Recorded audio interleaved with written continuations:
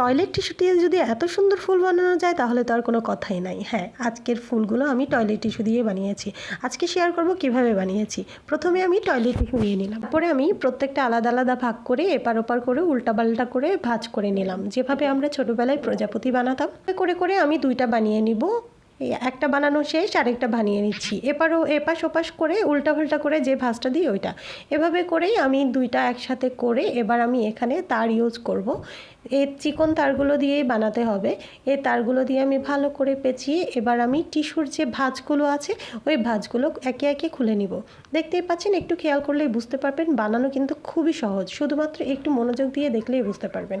এই যে ভাঁজগুলো খোলা হয়ে গেছে, দেখেন কত সুন্দর হয়েছে। এভাবে করে করে আমি আরও বানিয়ে নিয়েছি। এবার এই যে সবগুলো একসাথে করে ভালো করে মুড়িয়ে দিব। এই যে অনেক সুন্দর একটা ফ্লাওয়ার হয়ে গিয়েছে। একে একে আমি 3টা ফ্লাওয়ার বানিয়ে নিয়েছি। এবার আমি পাতা বানিয়ে নেব। এখানে আমি ট্যাপ ইউজ করছি।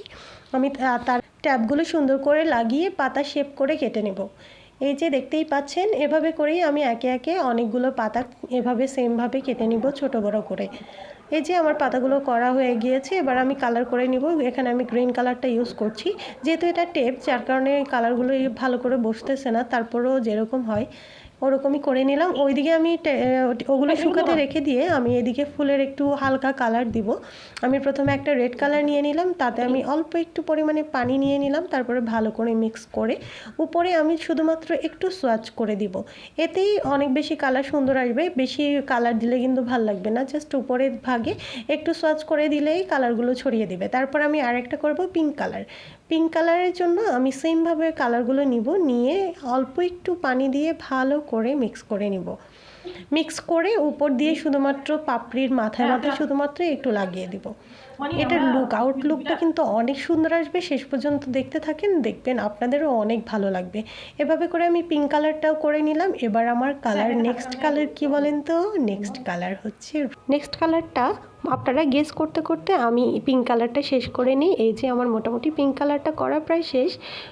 এই যে দেখতে পাচ্ছেন, আউটলুকটাও অনেক সুন্দর এসেছে। 2টা ফুল পাশাপাশি রাখছি, দেখুন কেমন লাগছে। মাশাআল্লাহ, আমার নিজের কাছেই তো অনেক ভালো লাগছে। আমাদের নেক্সট কালারটা হচ্ছে ইয়েলো কালার। একটা ইয়েলো কালার নিয়ে নিলাম, তারপর আমি অন্য আরেকটা ফুলের মধ্যে সেমভাবে পানির মধ্যে কালারটা মিক্স করে আমি কালারগুলো করে নিব। দেখতেই পাচ্ছেন, একটু ভাঁজ করে ধরে জাস্ট পাতাগুলোর উপরের ভাগে একটু ভালো করে কালারগুলো লাগিয়ে নিব। আমার কালার করা মোটামুটি কমপ্লিট হয়ে গিয়েছে। দেখতেই পাচ্ছেন অনেক সুন্দর লাগছে। দেখেন প্রত্যেকটা ফুলের কালার কত সুন্দর লাগছে, আর মনে হচ্ছে সত্যি সত্যিই ফুল, সত্যি সত্যিই কোনো ফুল, তাই না? আমার তো অনেক পছন্দ হয়েছে। আমি তো নিজেই নিজের প্রশংসা করে কুল করতে পারতেছি না। এই যে দেখেন, একে একে আপনাদেরকে সবগুলো ফুল দেখিয়ে দিলাম। এবার চলুন এটাকে আমি একটা টবে সাজাই। আমি এখানে একটা বোতলকে কেটে নিয়েছি, এই যে দেখেন, তার জন্য এটাও আমার টবটা আমি নিজে হাতেই বানিয়েছি। তারপর আমি একে একে শুধুমাত্র এগুলো গেঁথে দিব। একে একে আমি সুন্দর করে সাজিয়ে এগুলো গেঁথে দেওয়ার পরেই হয়ে যাবে আমাদের অনেক সুন্দর একটা ফুলের টব। দেখেন এখনই কতটা ভালো লাগছে। তারপর আমি একে একে পাতাগুলো সেট করে দিব, একটু নিচের ভাগ করে একটু ভাঁজ করে বের করে দিব। এই যে দেখেন, আউটলুকটা অনেক বেশি সুন্দর এসেছে, আমার তো অনেক ভালো লেগেছে।